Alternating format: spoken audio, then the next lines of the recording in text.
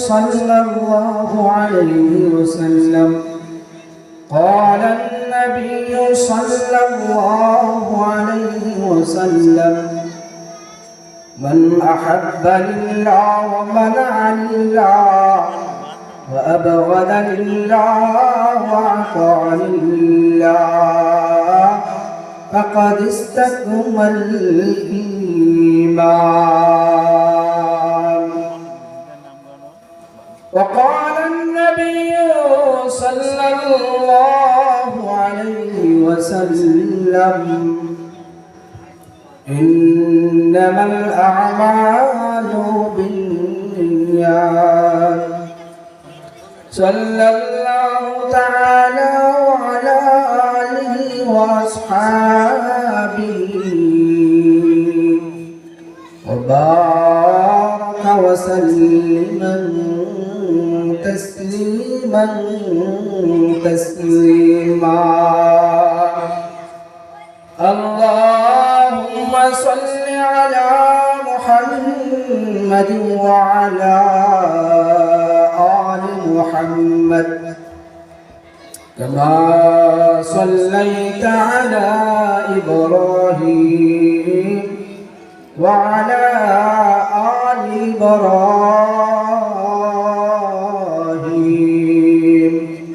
إنك حميد مجيد. اللهم بارك على محمد وعلى آل محمد كما باركت على إبراهيم وعلى آل إبراهيم إنك حميد مجيد. سبحانك لا علم لنا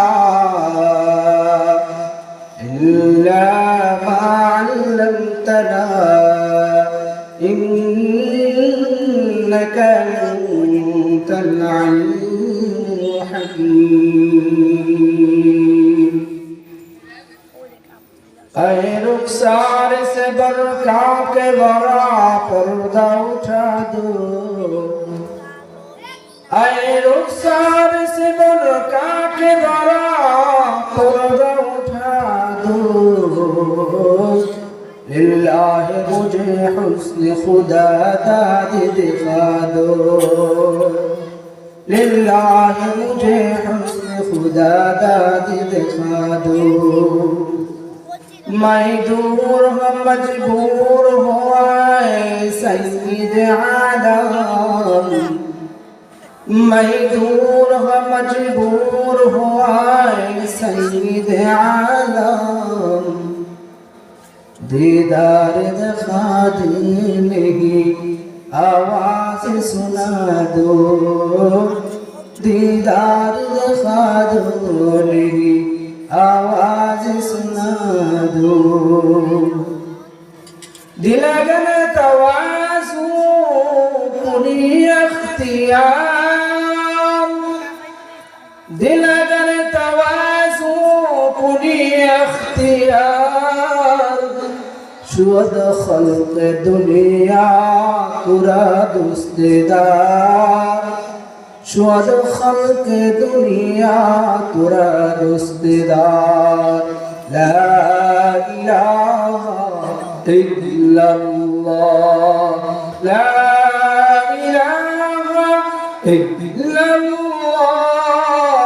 لا إله إلا الله. لا إله إلا الله. لا إله إلا الله. أسمع المالك جي الله. جميل المالك شي الله. لا إله إلا الله. لا إله إلا الله. لا إله إلا الله محمد رسول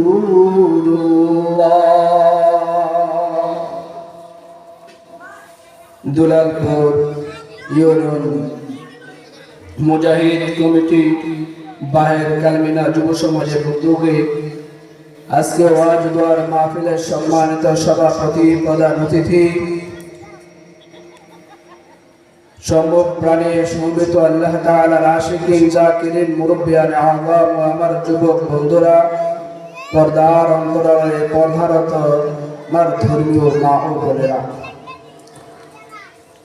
সকলে মহান আল্লাহ তাআলার কাছে অসংখ্য শুকরিয়া জ্ঞাপন করি যে আল্লাহ তাআলা অত্যন্ত দয়া আর মায়া আর মহাব্বত আর ভালোবাসা দিয়ে আল্লাহ পাকের কুরআন রাসূলুল্লাহ সাল্লাল্লাহু আলাইহি ওয়াসাল্লামের হাদিসের কথা শোনার মতো আমাদেরকে গুনাহ মাফের মজলিসে আসা এবং বসার মতো তৌফিক দান করেছেন।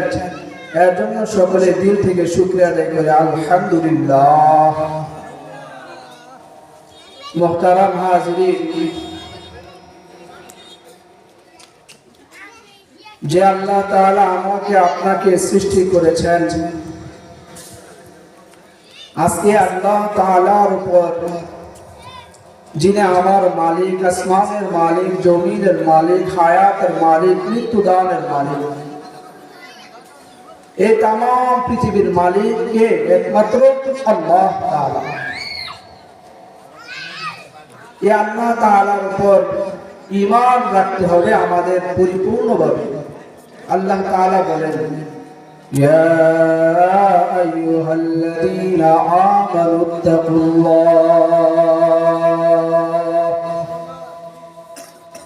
হাক্কা তুকাতিহি ওয়া লা তামুতুন্না ইল্লা ওয়া আনতুম মুসলিমুন।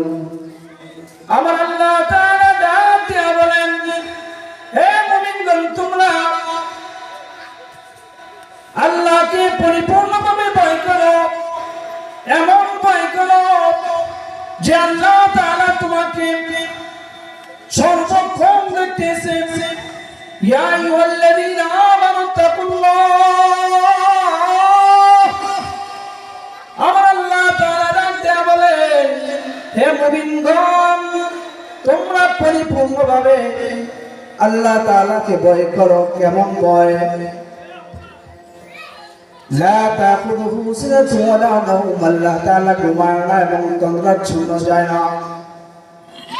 সে আল্লাহ তাআলার ভয় পরিপূর্ণ রাখো। যদি আজ সমাজের ভিতরে আল্লাহ তাআলার ভয় থাকতো, রাতের আঁধারে মানুষ জিনার কাজের মধ্যে লিপ্ত হতো না। আর যদি মানুষ আল্লাহ তাআলার ভয় থাকতো, ঘুষ সুদ খাইতো না মানুষ। যদি আল্লাহর ভয় থাকতো, সমাজের ভিতরে দুর্নীতি হতো না। ঠিক না? সমাজের ভিতরে দুর্নীতি হতো না, চুরি হতো না, ডাকাতি হতো না। দেখেন না, একটা উদাহরণ দিলেই বুঝলেন। যদি সরকারি মাল এখানে পড়ে থাকে, যদি এখানে সেনাবাহিনী থাকে, সরকারি মাল, পুলিশ অফিসার থাকে, কেউ ধরবে না, কেননা এখানে সরকারি লোক আছে। এই মেয়েরা, আজকে আল্লাহ তাআলা আমাদেরকে ঈমান পরীক্ষা করার জন্য দুনিয়ার মধ্যে প্রেরণ করেছেন এবং বলেছেন, তোমরা পরিপূর্ণভাবে আমি আল্লাহ তাআলাকে ভয় করো। না দেখে ভয় করো, চলো পরীক্ষা করো। হে মুসলমান, আল্লাহ তাআলা বলেন, হাক্কা তুকাতিহি ওয়া লা তামুতুন্না ইল্লা ওয়া আনতুম মুসলিমুন।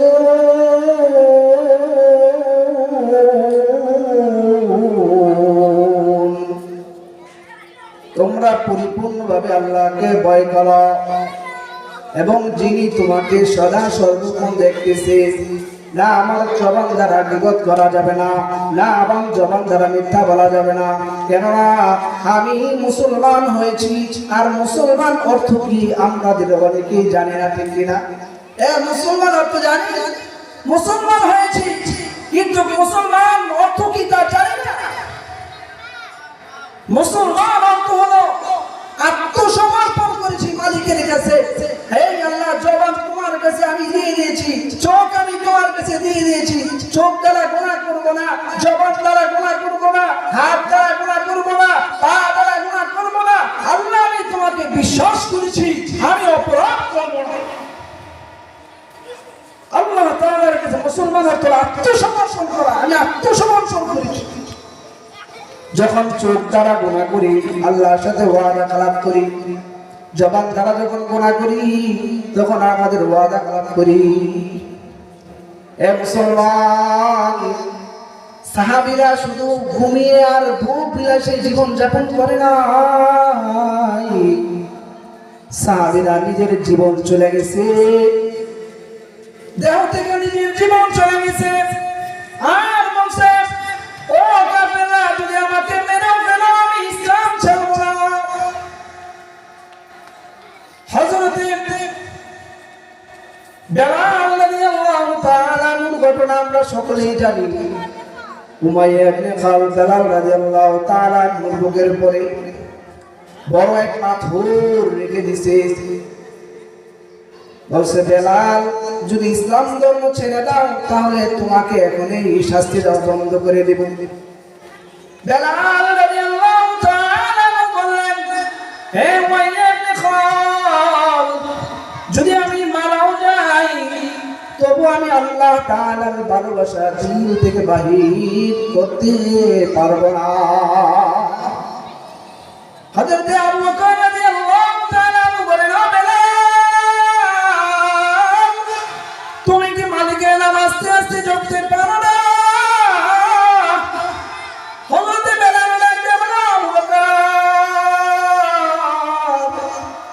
এই কাফেররা কষ্ট দিয়ে যে মজা পায়, কাফেররা কষ্ট দিয়ে যে মজা পায়, আমি আমার রবের নাম জপের চাইতে বেশি মজা পাই। ইমানদার রাতের ইমানে যখন বাদ আসে যেমন জোয়ারের বাদে জোয়ারে যখন স্রোতে যখন বাদ দেয়, পানির বাদ কিন্তু বাইরে যায়। ইমানদারদের ঠিক ইমানের মধ্যে আঘাত আসলে ইমানের পাওয়ার বাইরে যায়। হে মুসলমান, শুধু তাই নয়, হযরত খাব্বাব রাদিয়াল্লাহু তাআলা বলেন, হযরত ওমর রাদিয়াল্লাহু তাআলা দেখবেন, খাব্বাব, তোমার কমরটা একটু দেখি দিই। খাব্বাব রাদিয়াল্লাহু তাআলা কমরটা দেখানোর পরে হযরত ওমর হাউমাউ করে কান্না শুরু করে দিছি। কেন? কমরের মধ্যে গোস্ত গোলা পুরে কয়লার মতো হয়ে গেছি। হযরত খাব্বাব বলে, খলিফাতুল মুসলিমিন, কাফেররা যখন আমার কেউ উত্তপ্ত কয়লাগুলোকে জ্বলন্ত কয়লার উপর আমাকে ঠিক করে শোয়াই দিচ্ছে, আর বলছে, খাব্বাব, এখনো সময় আছে, ইসলাম ধর্ম ছেড়ে দাও। খাব্বাব বললে, নিজের দেহ থেকে জান চলে যেতে পারি, এক আল্লাহকে বিশ্বাস করেছি,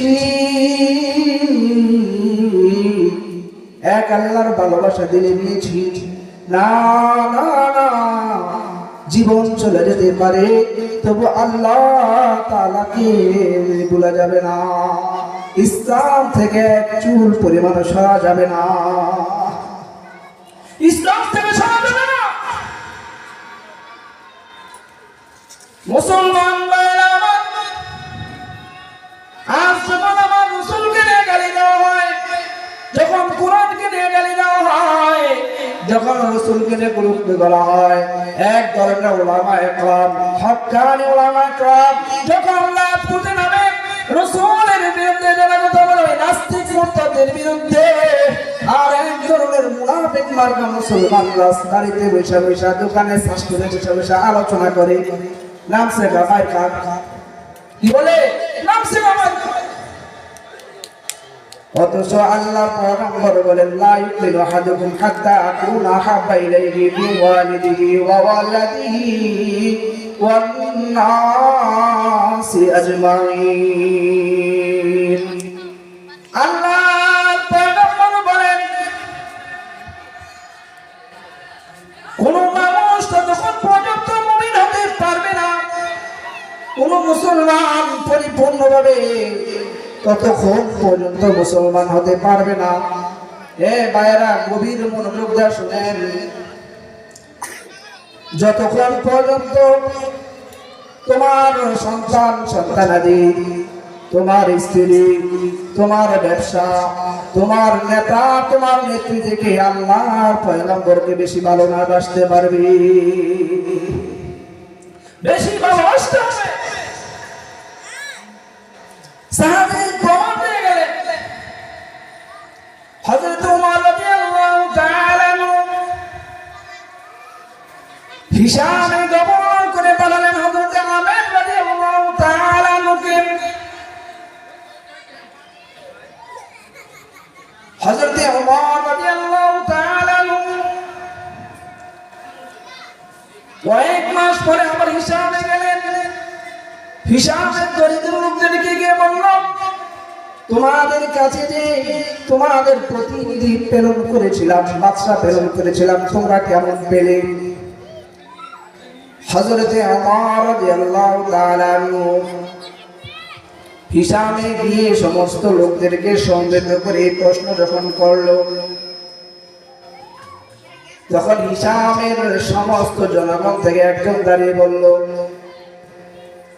আমাদের বাদশার একটা ভুল আছে, বাদশার ভুল আছে।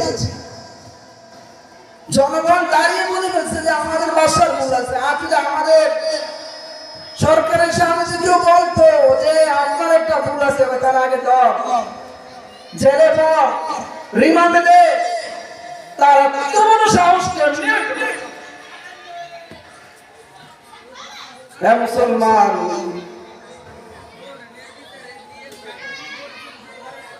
হে মুসলমান, যখন জিজ্ঞাসা করলো তার একটি ভুল, তিনি রাত্রে কখনো ঘর থেকে বাইরে হন না।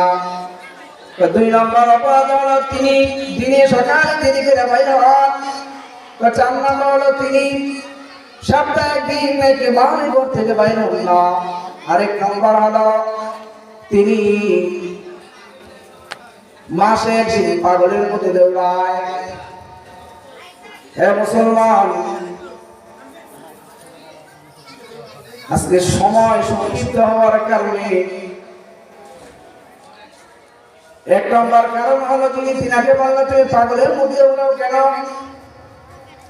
পাগলের মধ্যে দৌড়ানোর কারণ কি? তিনি বললেন, আমার ভাই খুয়াইব রাদিয়াল্লাহু তাআলা আনহুকে যখন আমি দেখলাম তাকে কাফেররা ধরে নিয়ে গেল। খুয়াইব রাদিয়াল্লাহু তাআলা আনহুকে কাফেররা ধরে নিয়ে গেল। ধরে নিয়ে যাওয়ার পর কাফেররা বলল, খুয়াইব রাদিয়াল্লাহু তাআলা আনহুকে বলল, আজকে তোমাকে ফাঁসি দেওয়া হবে।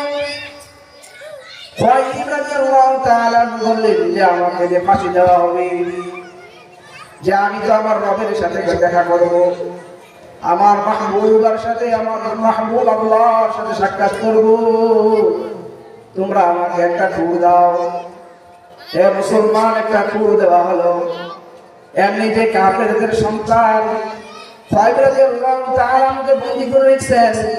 তাদের সন্তান একজন খুয়াইব রাদিয়াল্লাহু তাআলা আনহু কোলে গিয়ে বসে বলল, খুয়াইব রাদিয়াল্লাহু তাআলা আনহু